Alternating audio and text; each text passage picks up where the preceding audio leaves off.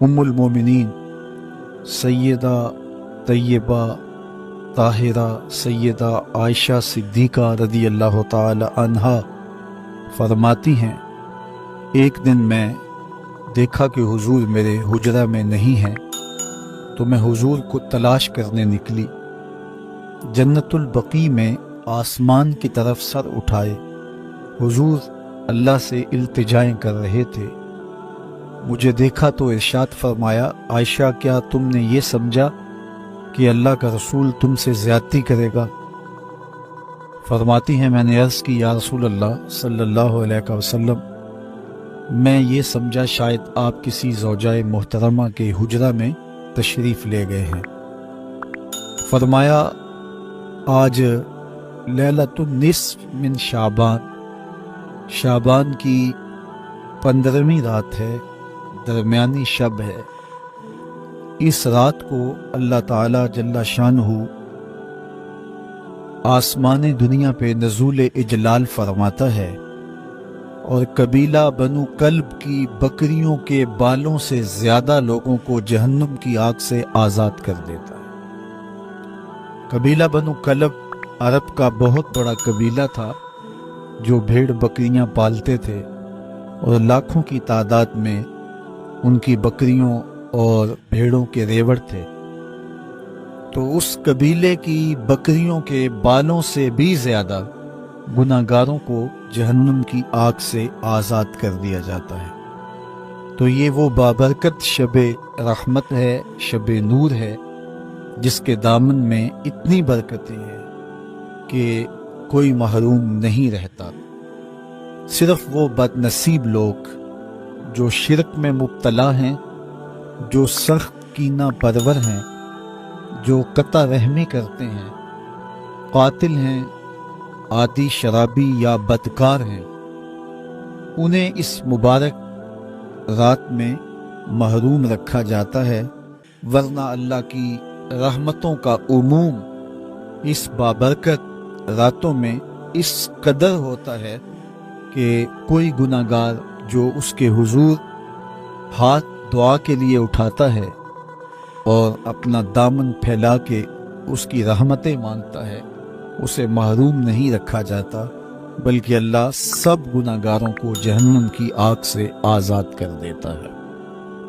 ایک روایت میں آتا ہے کہ اللہ لیلۃ النصف من شعبان، شعبان کی 15ویں رات کو آسمان دنیا پہ اپنی رحمتوں سے جلوہ گر ہوتا ہے اور فرماتا ہے کوئی رزق مانگنے والا، میں اس کی جھولیاں بھر دوں، ہے کوئی مغفرت طلب کرنے والا، میں اس کے گناہ معاف کر دوں، ہے کوئی مجھ سے عافیت مانگنے والا، میں اس کو عافیتوں سے نواز دوں، ہے کوئی فلاں چیز مانگنے والا، ہے کوئی فلاں چیز مانگنے والا۔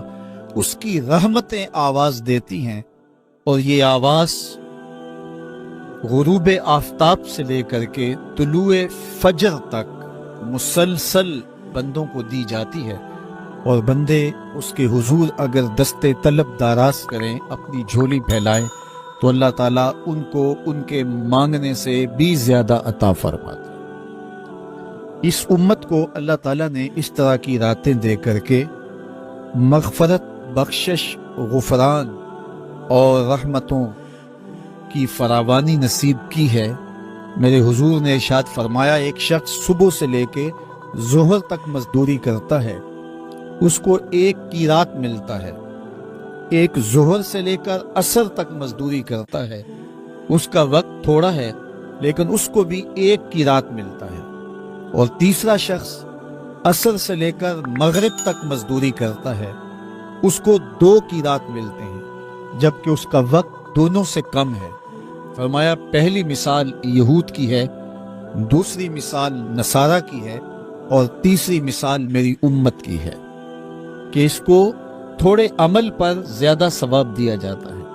تو یہود اور نصارہ نے اس پہ برا منایا، تو حضور علیہ السلام نے فرمایا کہ اللہ نے ان کے اجر میں تو کمی نہیں کی، لیکن مسلمانوں کو زیادہ اجر دے دیا، تو یہ اس کی کرم نوازی ہے۔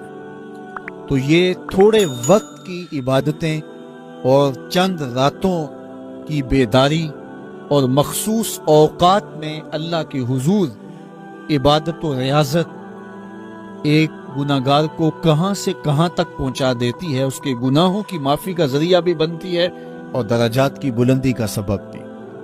دیکھیے لیلۃ القدر ایک رات 1000 مہینے کی عبادتوں سے بہتر قرار پاتی ہے۔ اسی طرح دیگر مواقع ہیں کہ اللہ تعالیٰ اس امت کے لیے رکھے ہیں، رحمت رب بہانہ می طلب، اور یوں بھی پڑھا گیا رحمت رب بہانہ می طلب۔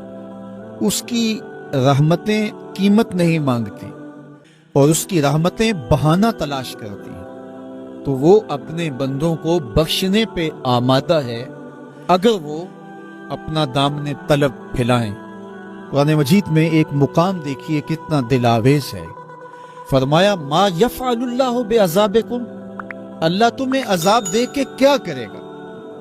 اس کی یہ چاہت نہیں ہے کہ تمہیں عذاب میں مبتلا کرے، اس کی چاہت یہ ہے کہ تم اس کی چوکھٹ پہ آؤ، جھولی پھیلاؤ، اس سے خیرات اور رحمت مانگو، اور وہ تمہارے ماضی کے سارے گناہ معاف کر کے، ساری غلطیاں معاف کر کے تمہیں اپنی رحمتوں سے مالا مال فرما دے۔ تو وہ بندوں کو بخشنے پہ، بندوں کی مغفرت کرنے پہ آمادہ ہے اور اس کی رحمتیں بہانے تلاش کرتی ہیں۔ اللہ اکبر۔